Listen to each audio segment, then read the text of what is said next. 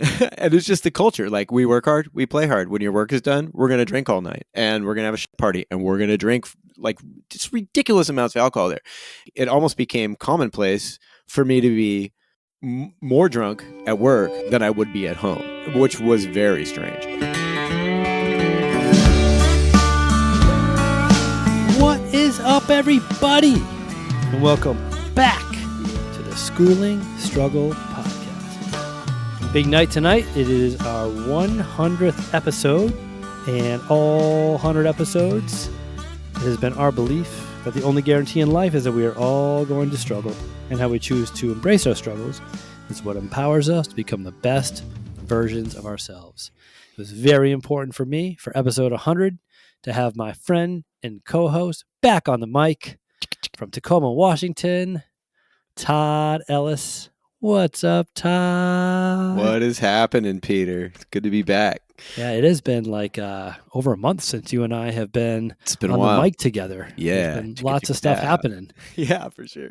And we had to delay it one day, Yeah. or at least I thought, because what happened last night between the two of us is I sent Todd a text in the middle of the day and said, hey, I know we normally record at 5 o'clock your time, which is 8 o'clock my time, but would it be okay to do 5:30? And he said, yeah, that would actually be better.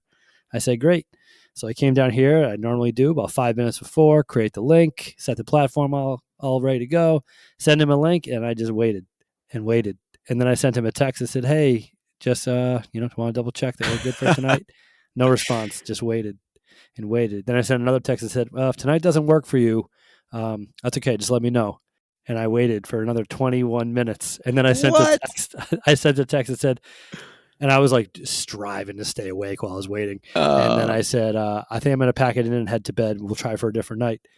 And then like 3 seconds later, I get a reply. Hey, aren't we doing Thursday night? I said, yeah.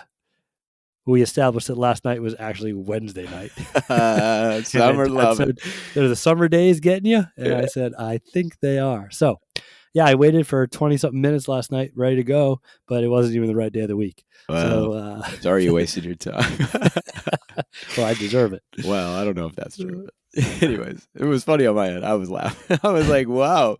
Justin's like, well, it is summertime. I was like, well, I mean, that's quite the suckhole for summertime. We lost a whole day in there. So whatever. Yeah, I think I was just really, really excited for episode 100. I guess. And let's do it. Wanting to get this on the books. So speaking of summer, I just want to lead off with a quick story, and then we can get into the content for tonight. All right.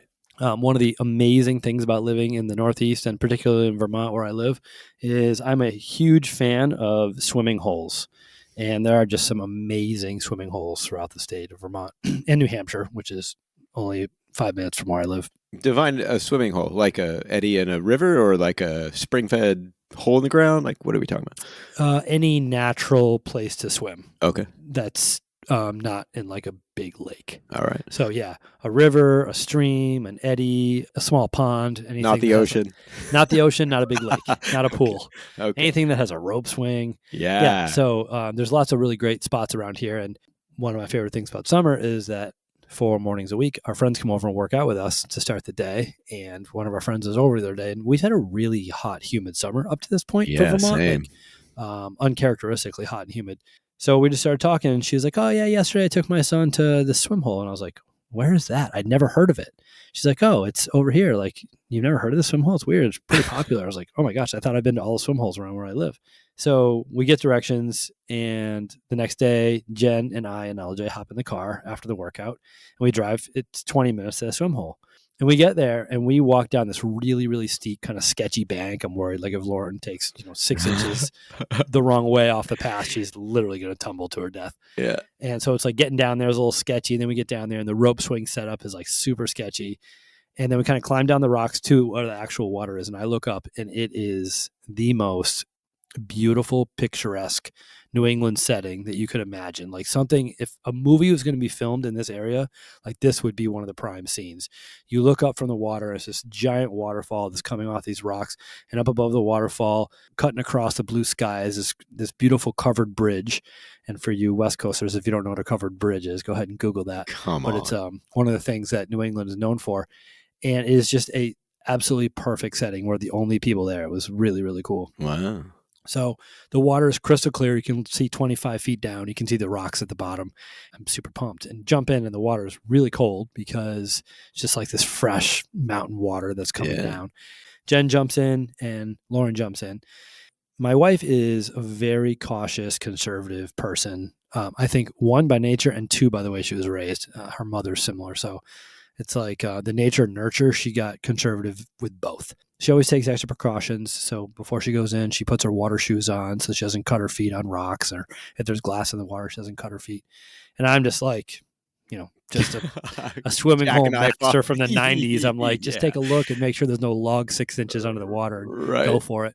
So we have a great time swimming. Lauren jumped off a 10-foot rock, which I was really excited about. She was so brave. It's funny the things that you just do that I just do innately without like thinking about how I learned it. But like when you jump off something high, you land feet first.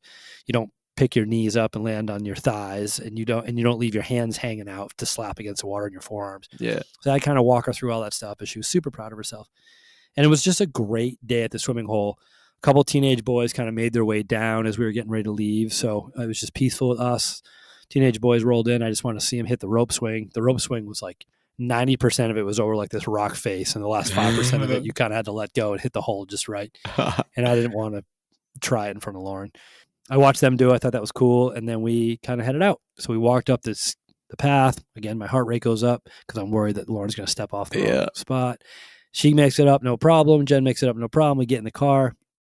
We head home. We talk about just a quintessential like New England summer day. Like these are the days we live for. These are the days we're going to remember. Like simple pleasures, simple free pleasures in New England. It's amazing. So we get home, and Jen walks into our mudroom, and she starts taking off her water shoes. And I hear her shriek. Uh-oh. And I'm like, what? Like, did she fall? She's had a couple of really bad knee injuries over the years. I'm like, what is going on? She's like, come here. I'm like, what? Like, what is wrong? Lauren and I go running over. She's like, what is that? And Todd, I look down at her foot, and it is the biggest leech That's what I thought you were going to say. Ever seen in my life. Like I've seen leeches before. I've seen many, many, many leeches swimming in ponds and lakes in New England. This leech, I'm not exaggerating, was twice the length of my thumb and twice as thick. And that thing had been sucking blood from her the entire car ride home. The walk up, the ride home, that thing had been attached to her foot for a good half hour or more. And she starts shaking her foot furiously. Get it off me, get it off me, get it off me. And she shakes her foot so hard the thing goes flying off and lands on the floor. And it just lands and blood starts spewing out of it. I've seen leeches before. This one was bigger than any other leech I've seen by a mile. This leech was so big. And I just couldn't believe how big the leech was. I was just laughing. And like I couldn't like get myself together. And Jen was like, all this like stress and trauma. And she was running up to the shower. She's like, I'm never going to swim there again. Oh, come on. So that happened like 3 weeks ago. And right now, whenever we get together with someone who hasn't heard the leech story, Lauren goes, so does someone want to tell the leech story? She just loves hearing the leech story. Oh, that leech was enormous. I didn't know that leeches up here got that big. Oh, we don't have leeches here that ever attached to you. Yeah, that's crazy. So that thing just got onto her foot. And I think the irony was that she wore the shoes to protect her feet. Yeah. But when she researched it, leeches like to get in really tight, warm spaces. Yeah. So it just found its way into her shoe, and her shoe was on tight, like it's water shoes, Yeah. And just got in there and just went to town. And she just didn't feel it the whole ride home. She's like, I felt like there was something in my shoe, like maybe a pine needle or something, sand sticking in. But when she pulled that shoe off, was it on the bottom or like on the top? It was on the top of her middle toe, basically. Yeah. Oh my God. It was like, I man. If you have a picture, you got to send it. I've never seen a leech. Big the leech. I do have a picture. So if you know me and you're listening and you want a picture of the leech, just reach out to me. I'll send it to you. It's fantastic. and when I took the picture of the leech, it was just on the tile floor. So like half the blood had poured out of this leech. So it's this giant leech just like sitting in this pool of blood in the photo. It's fantastic. Wow. Unfortunately, I have an iPhone 8 still, so it doesn't take the best quality photos. That's all right. It goes with the story, so you know. Yeah. Wow. Yeah. What an exciting trip. Yeah, so we try to leave these episodes evergreen so that people can listen to them all year round. We don't tend to do holiday specials or anything, that people would only listen to a certain time of the year. but we got to tell the summer leech story because right. it is classic. That is classic. She'll probably never go swimming again in the old swimming hole. She'll never go to that swimming hole. I'll be going to that swimming hole with my buddies or by myself.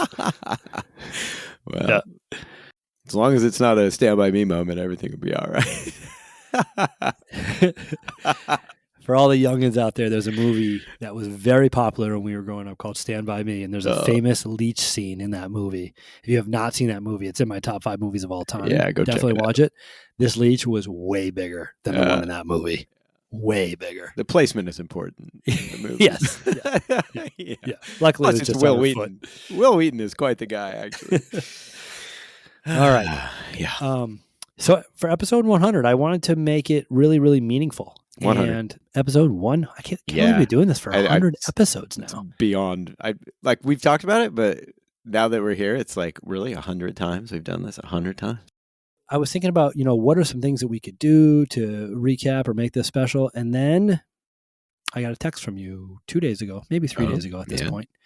And it just said 50 days alcohol free. Yeah. And I think that is a really, really cool thing and something that I'd really love to dive into with you if you're willing. As long as there's no leeches, we could dive in there. Yeah. So willing. I have so many genuine questions that I'm curious about that you and I have not talked about, that we haven't really gone into. And by the fact that you took the time to share with me that you've been alcohol free for 50 days, that means it's important to you. Yeah. You were excited to share that with me. And I hope that you share that with more people than just me. Yep. I got a few. And my guess is that the backstory leading up to that is long. It's winding. And there's a lot of substance there. No pun intended. Yeah. Nice. Right? Good job. So what I'd love to do, if it's all right with you, is to go way back. Yeah. And dig a little bit. Let's go. So I'm just curious to know what you remember as your first dabbling, trying, experimenting with the world of drinking alcohol. I remember the first time I drank a beer, and I was, maybe 13, 14, maybe. Was beer the first alcohol that you had? Yeah, correct. My mother's brother, my uncle, Tom, he lives on an island near here in the Puget Sound, and he was building a house, and he had invited me to stay over. We were just going to work on the house, whatever. And How old was he? I don't know how old he was. I don't know. Like older than 21? Oh, yeah, for sure. Yeah, okay. Absolutely. I mean, it was him building a house, right? So, and so we were there, and I was sleeping in a tent, and I remember, I don't remember if he was drinking beer or what. He had some beer there, warm beer in the cupboard, and I was like, "Ooh, I should try one of those." And so I was sleeping in the tent, and so I grabbed a warm. It might have been Milwaukee's Best, some terrible beer, lukewarm, and I drank it that night, and I thought, wow, now this is different. Like the way that it altered my mind, like just everything had changed. So you just grabbed that beer and drank it by yourself. Yep. Everybody with a bunch of buddies that were peer pressuring you to do it. Like nobody was around, nobody saw you do it. You just did it. I just did it all by myself, and I thought, wow, this tastes like garbage. But I mean, but wait, what's this effect? And I was like, interesting. Now that I talk about that, I think a lot of my, I guess you call it addiction. I don't know if it's addiction. A lot of my self-medicating, I think, was born from the fact that I've been eating pills for ADHD most of my life. I started at 8 years old. And so I always kind of held a grudge against my parents for like othering me and in like in a gamut of ways. Like we've talked about this before, but you can imagine what it's like to be an 8-year-old in, whatever grade you're in, and everything stops at lunchtime and you have to make this walk to the nurse's office to take your medicine, right? Once kids realize that you're different, they attack from every front. And so I remember thinking to myself, how can I be different that nobody knows? Or how can I maybe take care of the same thing that my parents see, but in a way that doesn't make me different? And I think that was kind of the marker. Was I was seeking something, and then I found that, and I was like, hey, I could do this myself. I don't need to, walk over here and do this thing. And that kind of started, it started a lifelong adventure of drinking alcohol. I mean, I've been drinking nonstop since that day. Like, it's just what I do. And, that's evolved into other things. What do you think was the impetus for you choosing the beer and not dipping or cigarettes or, doing something crazy, jumping off high cliffs or whatever? just something rebellious. Was alcohol modeled for you? Was it in your household growing up? Was it No, the cool kids you hung out with, you heard were doing it? Was it in movies? I mean, obviously it was in movies, but like, what do you think was like the model or the example for you to choose? I'm going to drink a beer. I think it was just there. Like my parents never drank. I mean, like very infrequently they would just have like my mom would enjoy a White Russian, and my dad. I never saw my dad drink ever, and my grandparents didn't drink. Like nobody ever drank. My uncle, obviously, he drank, but he had beer, but he never.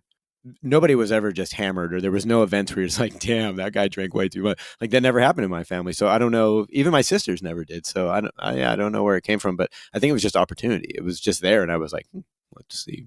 I probably heard something or watched in a movie, but yeah. So to the best of your memory, you drink that Milwaukee's Best or whatever it was. Yeah, It tasted like crap. It was warm. God awful. Did you down it? Like just crushed it quick, or did you kind of like sip in and like?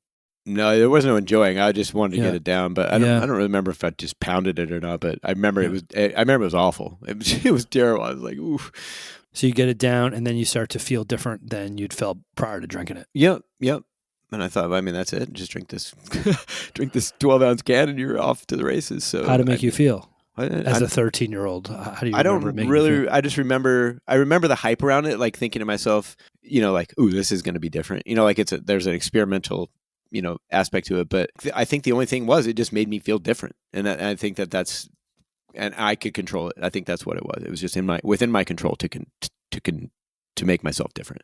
So it wasn't so much I'm going to be rebellious. It was I want to make myself feel a certain way. No, and I wasn't even rebellious try at that this. point. No, Yeah. I mean this is well before any of the rebellion came around. So yeah. So what does that lead to? You do that one time, and then what follows after that?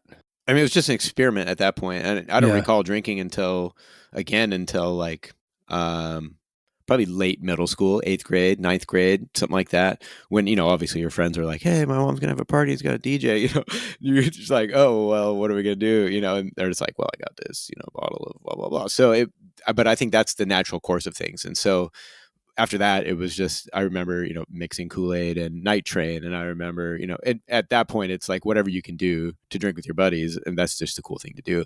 And so that carried on through, obviously through high school. And then when I ejected out of high school, it was just, we just drink beers after work or, whatever. It's just became the norm to just drink all the time. So that's kind of how it evolved. And did you get to a point in your high school years that you were drinking the majority of the days in the week? No, not so much. Not so much in high school. I mean, it was weekends. Whenever people would have a party, it never really became a habitual situation until, I drank a lot when I was 18, 19, 20. Yeah, I would say most days. And then Caitlin was born when I was 20. Like I drank pretty heavy after that. And then I thought I better kind of just back up off this because I got a lot of things to take care of. Not that I stopped by any stretch of the imagination, but I do remember there was a time when I was like, well, you probably shouldn't be drinking. Probably shouldn't be wasting your money on cases of beer every week. Like this is ridiculous. Yeah. But, I mean, it's been a staple for me until, 52 days ago. So, yeah. So my high school buddies, when they would drink, like they would crush it. It was like there wasn't any other option except for binge. Like it wasn't they got out of school and had a beer to socialize and to cool themselves down. It was Friday, Saturday night, we're going to get after it and we're going to get after it. So, but we're not going to remember anything in the morning. Yeah. And half of them are going to get arrested and all these things.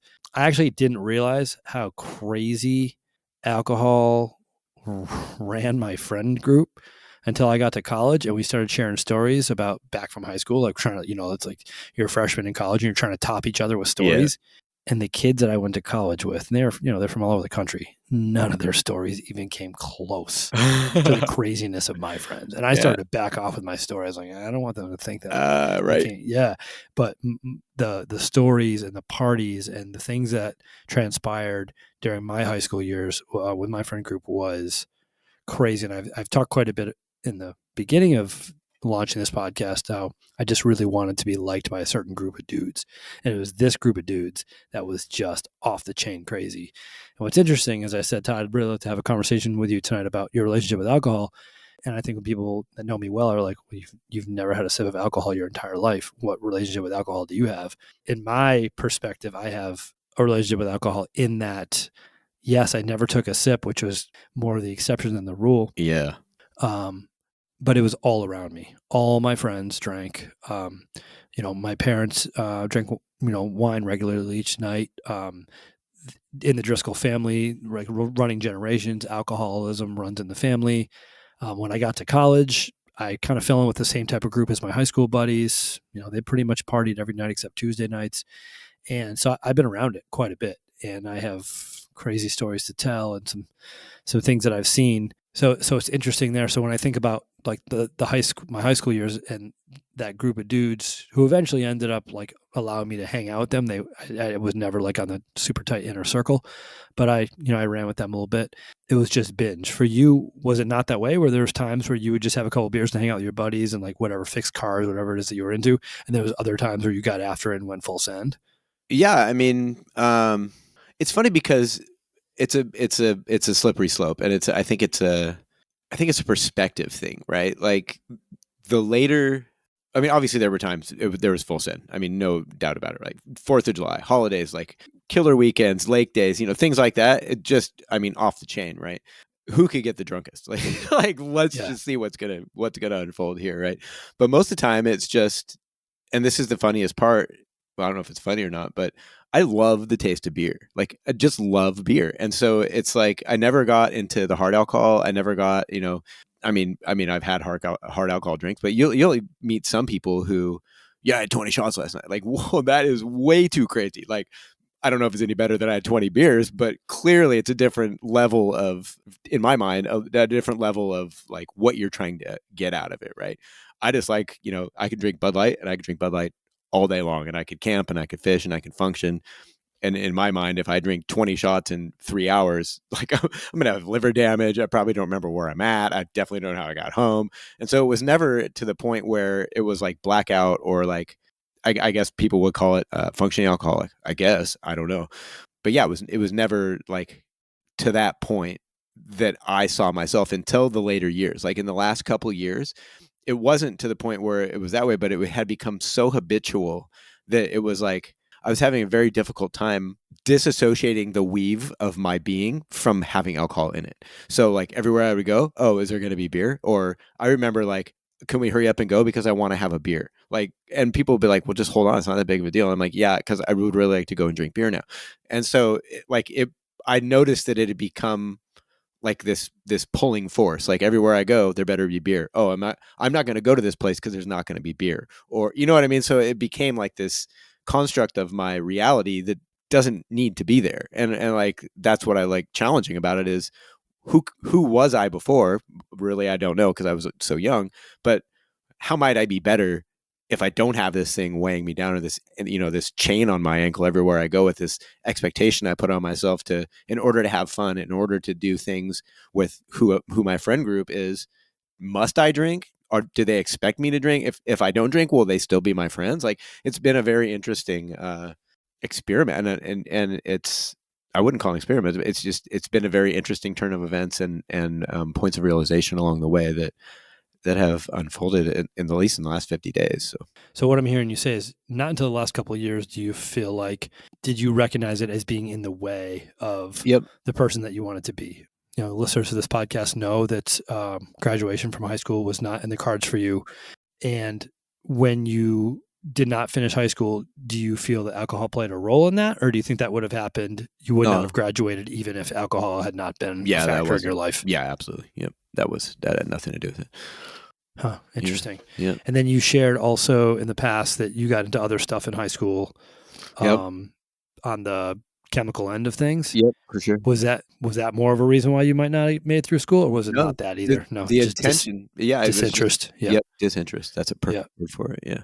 Yeah. I mean, in some way, all of those things may have created a fraction of that disinterest, but it wasn't like I can't go to school because I got to get high. I have to go to school because I'm too drunk. Like that was never a situation for me. So. And are you still taking ADHD meds? And so you literally have been since you were 8 years old. I took maybe a decade off. So from the time when I was probably 16, 17, that's when kind of my rebellion, 14, 15, 16, 17, went on. I just decided that I didn't need to take that. I'd rather just be myself. And so there was a point from there until maybe 26, so probably a decade, where I was just like, I don't need that garbage. So that medication that makes my brain work. Yeah. So And then at some point you're like, I do need it. yeah, I don't remember exactly why I got back into it. I think it was probably work. Like I realized that there was a lot of things I don't prioritize correctly, and there was a lot of like the feedback I would get was like you leave a lot of loose ends, things like that, and then it would kind of resonated with all the things that the doctors have been telling me since I was 8. Like, here's why you're taking this, and I was like, no, maybe I'll give it a shot. And so ever since then, yeah. What do the medical professionals say about being on that med and drinking alcohol? Is it fine, or is it recommended or not? I don't think there's any obviously there's red flags with any mixing of cocktails of drugs, but I think it's just your heart rate. Like you just have to watch with methylphenidate. That's what they call it. To say methamphetamine. I mean, it's the same thing. Conversation. It's really the same thing. But methylphenidate, they're always concerned. Like I remember when I was telling my doctor, like, yeah, I run a lot. He's like, you should not wear this while you're running because heart problems are something. I mean, obviously you're elevating your heart with methylphenidate, and then you go do epic runs, and they get a little concerned by blood pressure and things like that. But no, nobody ever said don't drink. But something that goes with ADHD typically with a lot of people is high addictive rates, right? So a lot of people who have ADHD, especially males, like they're into like monster drinks. Like they'll just go ape shit on like power drinks, right? Or porn. Like, I mean, it's always something. And I remember the doctor, he's been my doctor since I was 8. He was always, asking me like, how are these things? Like you hooked into this? Like, how's that? And it was always, no, I just drink beer. So he never really said, I mean, obviously he's a doctor. He's probably like, you shouldn't drink that much beer, but it was never like a big thing. And then you mentioned when your first child was born, did anything change? It sounded like you kind of ramped it up a little bit after your first kid was born. Yeah. Did anything kind of wax or wane during the birth of your other children, or when you met your wife, or anything like that? No, it's fairly consistent. Yeah. Yep.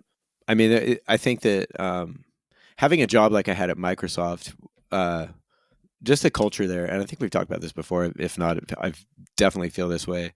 I remember going to Microsoft and working all night long and being way too inebriated to even drive home from there. And it's just the culture. Like, we work hard, we play hard. When your work is done, we're going to drink all night, and we're going to have a party, and we're going to drink like just ridiculous amounts of alcohol there. It almost became commonplace for me to be more drunk at work than I would be at home, which was very strange. So you'd finish working and you drink in the facility? Or you just drink all day. It didn't really matter. It was just like, we're working and we're going to have a couple of cocktails, or we're working and we're going to go get a case of beer. Like, as long as we get the job done, and we'll order out food and you never have to leave this place. It just became like the norm. And so that's what I was kind of getting to. And it's like, you don't realize that it steals that from you, or like it's inserted, and then you're like, oh, this is just common. Everybody does this, right? That's where I think it really got dangerous, was when, like when you get up to go home from work and you can't get up, that's a problem. You know what I'm saying? Like, wow, like what am I doing here? Like that's, and that's when it really started. Like I would come home at night and, I'm trying to go to bed after I finally get home at 3, 4, or 5 in the morning. And I'm like, got the spins, and I'm like, I got to get up in the morning and go to work. Jocelyn's like, what do you do? Why'd you sleep on the beanbag last night? I'm like, I just came home from work. Like, what do you? But it was never, she never made it a problem, but it was definitely always a problem, if that makes any sense. Like, I don't know. Yeah. So there was undertones of definitely harder times of drinking then. But so was that in your 30s when that started to kind of transpire? Yep. And earlier on in the conversation, you said it wasn't until these last couple of years. In my mind, the last couple of years, you've been working from home and then not working, and then working at Costco for the last couple of months or whatever. Do you mean these last couple of years, like the last decade? No, I mean, it's steadily ramped the last decade, but it was the last since COVID. I remember the first time we had a meeting, a virtual happy hour. That's what they called them. So everybody get on your cameras and get your favorite beer, and we'll just drink. I was like, what are we doing? Why are we doing this? I partook, but it was so lame. And I was thinking to myself, this is not, why am I doing this? I remember thinking the first time that happened, I was like, this is the stupidest thing I've ever heard of. Who would get together on video cameras and drink beer? Like, that's not the point of socializing and drinking. I think somewhere along those lines, shortly after, maybe 6 months after COVID hit and we were all locked down, I started thinking to myself, like, how long have you been doing this? And like how much of your life have you given over to this being part of who people think you are, or even who you identify as? And that's kind of when the seed got planted. So I would say, I mean, I'm not sure how long it's been since COVID, but it's a couple years, right? So Yeah, 4. yeah. So there was never a time like where you were like, something happened, you made a mistake like in front of your kids or in front of your wife, and you're like, oh, I got to clean this up, like to be a better family man, or I need to clean this up for my long-term health and wellness, or because I want to enhance my fitness capacity for this competition. Like, was there times when you kind of turned it down for certain reasons, but then inevitably it kind of fell back into that regular routine? That's exactly it. It always flares back up. And I was just like, I remember when we started watching football. Like, I never watched football. I thought football was the dumbest thing I've ever heard of. I was like, it's just an excuse to drink. And then there I am watching football. Pretty soon I'm in fantasy football, and we're just getting hammered all the time. And I'm like, oh, well, here comes, it's Thursday. So this is the beginning of the week, right?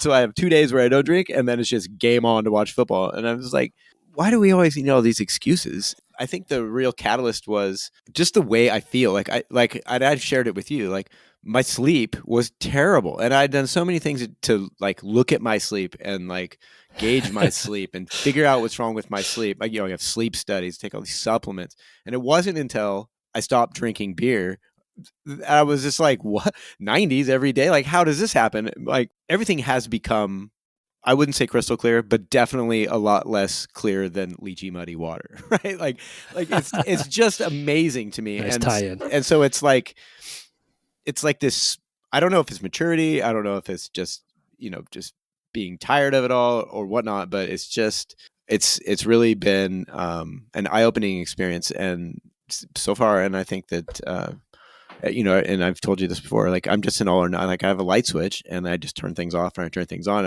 I remember my middle son, Rylan, his buddy, and that's another thing. They drink like these 20 shots. I drank half gallon last night. I was like, that's just crazy, right? And they're like, no shot, you'll stop. Like, maybe a week, you'll be back. And Rylan's like, no, he'll quit. And Dennis is Rylan's buddy's name. He's like, no way. And so a week goes by, 2 weeks go by. Pretty soon, Dennis comes over and I'm like, hey, you want to try one of these non-alcoholic beers and maybe some hop water? And he's like, man, there might be something to this.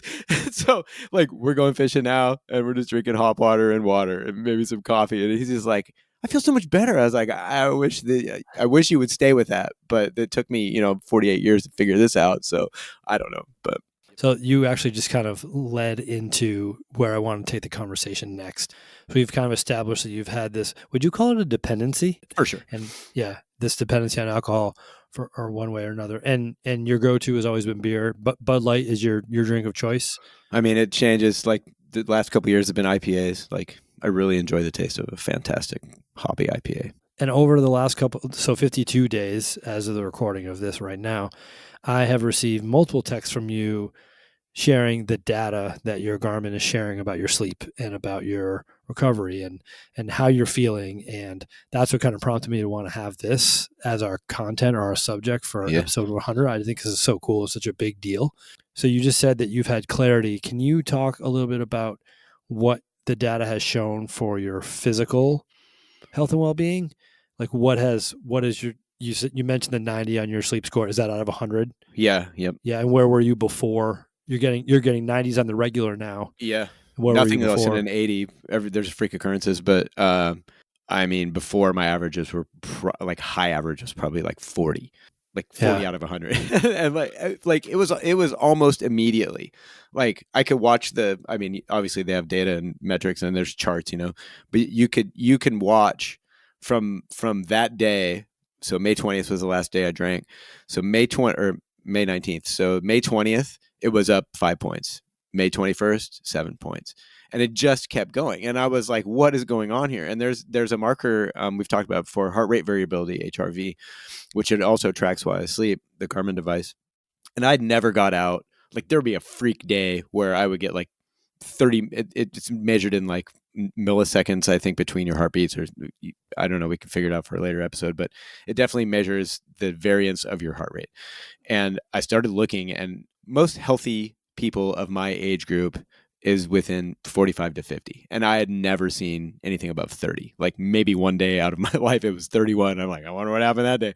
Don't know. And so as I was watching my sleep, you can overlay the charts with the HRV, and it had to set a new baseline. I was in the 50s, 55s, 60s at one point, and I was just like, how could I have not noticed? Of all of the things I've tried to do, how could I have not noticed this one underlying, foundational piece of my life that I know is terrible for me? And then, it's just like that's what I'm talking about, the clarity. It's just like, wow, like the veil had been lifted, and I was like, look at all these things that are telling me exactly what I already knew, but I never cared to look at. So the data on your wrist and on your computer shows this, and this change.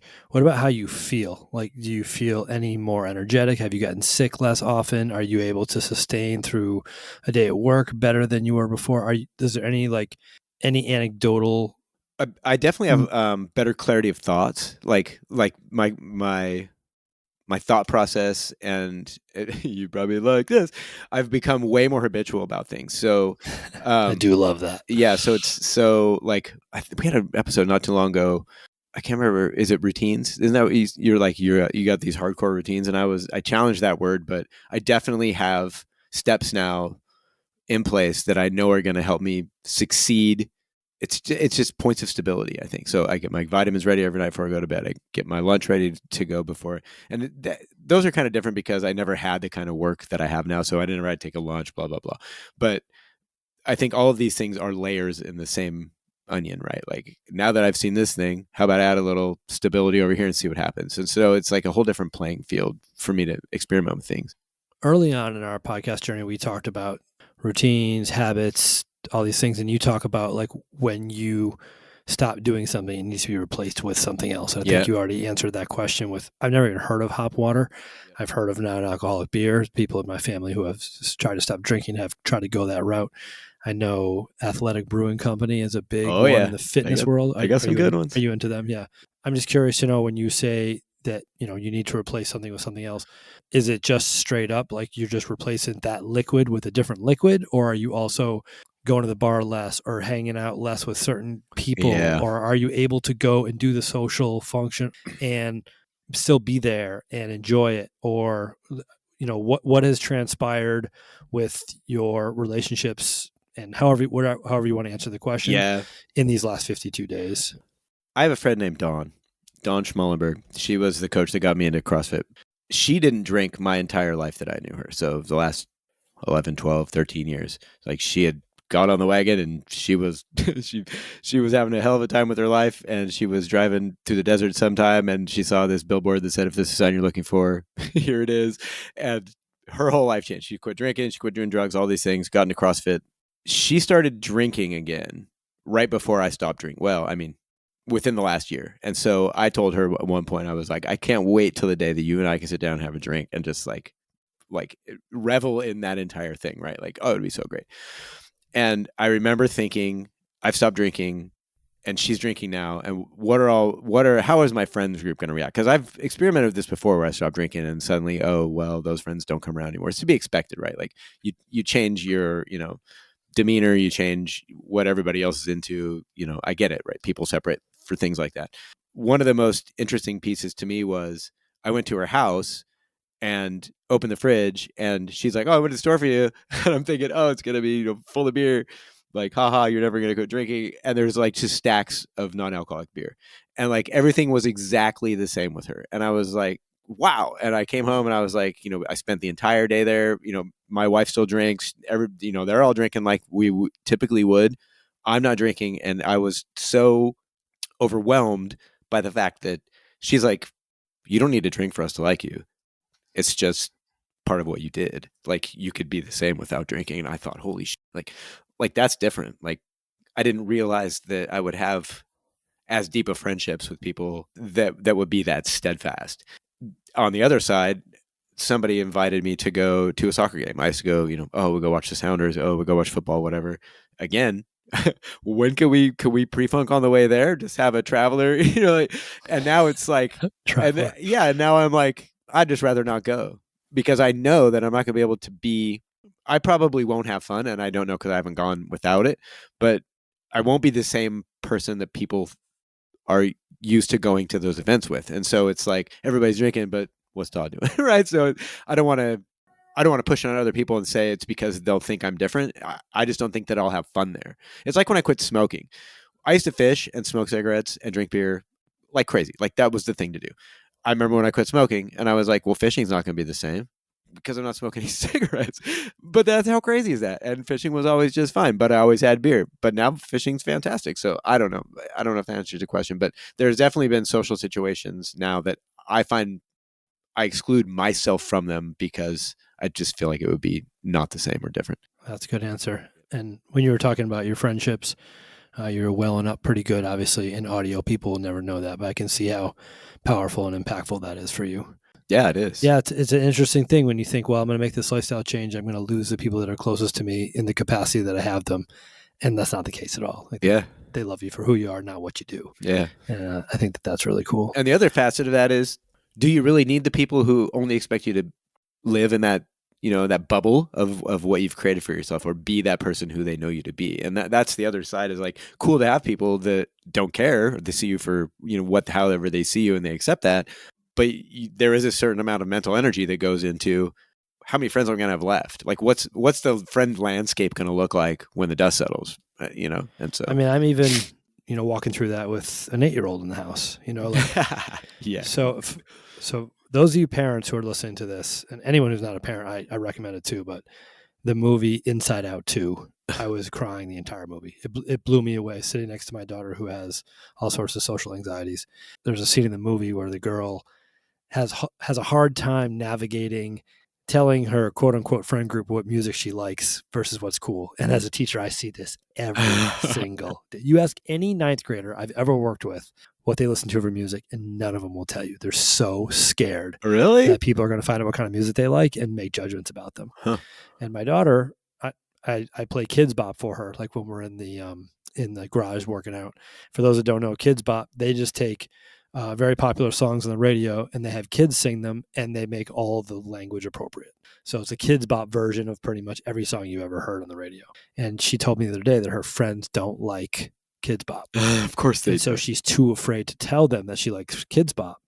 And we're kind of navigating that. Like, are they really your friends if they're not going to like you because you like Kids Bop? It's the same thing at age 8 as it is age 58. Yeah, different flavor. Like, yeah. So just navigating that is a really tricky thing in life. So you quit 52 days ago, and I think you've touched upon it a little bit. I just want to ask, like, point blank, why? Like, what was it about? All right, I'm going to just end this thing on this date. I know the reason why the date was picked, because you've sent it with all your kids on their 21st birthday. You've partook in the drinking with them, and you wanted to do that for your youngest child, Ian. So Ian turns 21. You get after it with him. The next day, day 0 starts, and you go from there. So I know the why as to when, but I don't know the why as to why. Yeah, I think it just simply boils down to, I just don't need it. Like, it doesn't serve a point.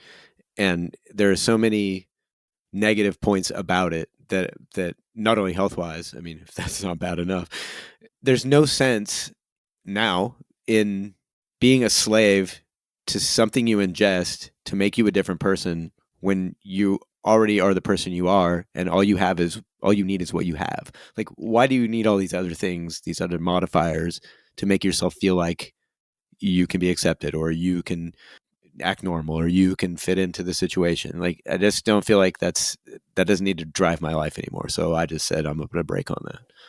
That's awesome. My last question for you is, how do you approach it with the plan going forward? Is it one day at a time, 1 hour at a time? I'll probably drink at some point in the future, or I've had my last drink in my life. Like, where is your mindset as you continue to roll forward?